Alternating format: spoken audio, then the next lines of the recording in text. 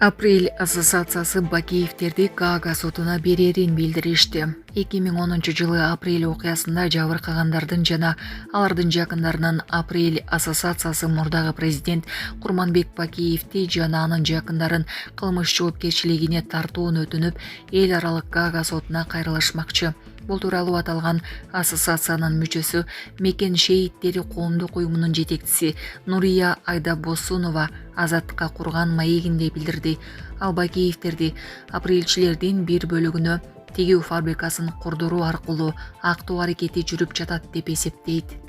Бийлик жабырлануучулардын колу менен Бакиевди актоого аракеттенип жатат. Бул Бакиевтерге жабырлануучуларга кун төлөтүү идеясынан башталган.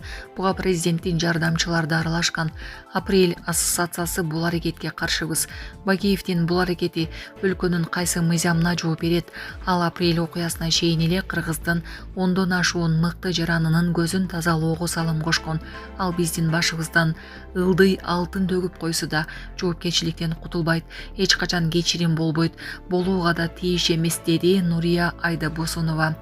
Апрель ассоциациясы көз карандысыз эл аралык сотко Бакиевдер чыныгы жазасын алат деген үмүттө кайрылып жатышканын айтты. 2010 жылы бийликтен кулатылып, ошонун бери Беларуста жашап жүргөн мурдагы президент Курманбек Бакиев каржылап куруп берген фабрикага 10 майда президент Садыр Жапаров барып, апрелчилер менен жолуккан. Анда президент тигүү цехин Бакиевдер куруп берерине башында ишенбегенин билдирип, 2010 жылы апрель окуяларында жабыр тарткандардын жакындарын фабриканы ынтымакта иштетүүгө чакырган.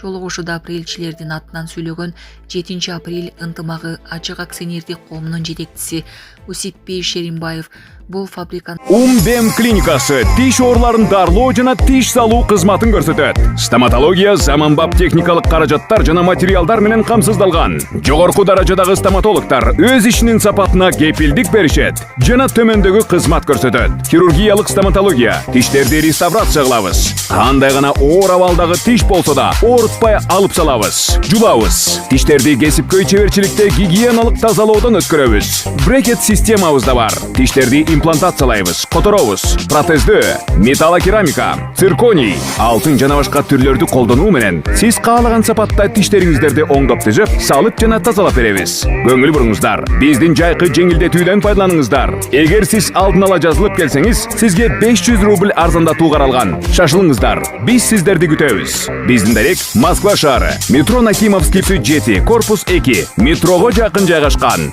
5 мүнөт гана жөө басасыз. Байланыш номеру +7 925 103 22 77. Чоо жайын Садыр Жапаровка түшүндүрүп, Бакиевден ушундай жол менен кун алууну чечишкенин айткан. Президент фабрикага баргандан кийин соц тармактарда аны сындаган пикирлер пайда болгон. Апрель окуясында жакындары каза болгон жана жабыркагандар Садыр Жапаровдун фабрикага барышына нааразычылыгын билдирип, мунун алдында Бакиевдерди актоо жана Кыргызстанга алып келүү аракети турат дешкен. Талкууга жооп кылган президенттик администрация фабрика куруу Бакиевдерди укуктук жазадан куткарбасын билдирген.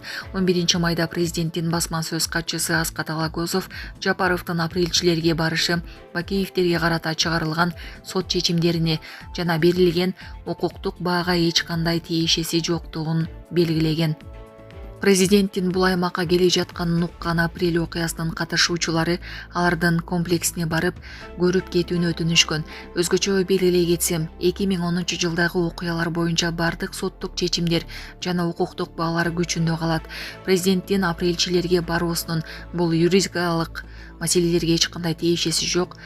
Кыдыруу учурунда Садыр Жапаров курулуштарды көрүп чыгып, цехте аны күтүп турган апрелчилер менен кыскача баарлашты. Курманбек Бакиев Кыргызстанды 2005-2010 жылдары башкарган.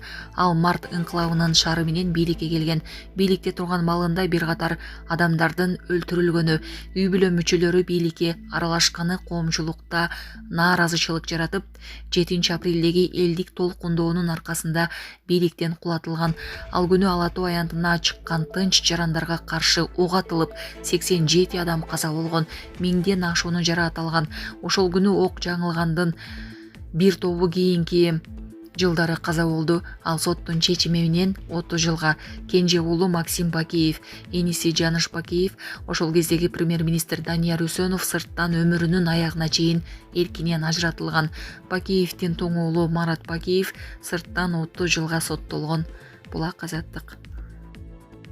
Окуучулар үчүн 340 миңден ашык китеп басылып чыкты. Өлкөдө 3-класстын окуучулары үчүн 348 миң нуска математика китеби басылып чыкты. Бул тууралуу Агартуу министрлиги маалымдады.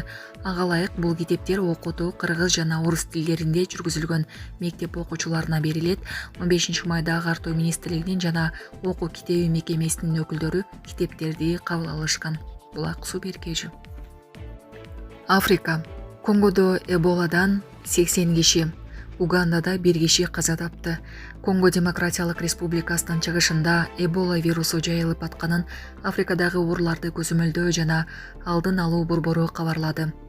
BBC радиосу аталган борборго таянуу менен өлкө чыгышындагы Итори провинциясынын алтын казылган Мангвалу жана Вампара шаарларында оорунун 246 учуру жана 80 өлүм катталганын жазды. 15 майда Эбола вирусунан киши өлүмү катталганын Уганданын бийлиги ырастады. Өлкөнүн саламаттык сактоо министрлиги ал ооруганга чейин Конгодон келгенин кабарлады.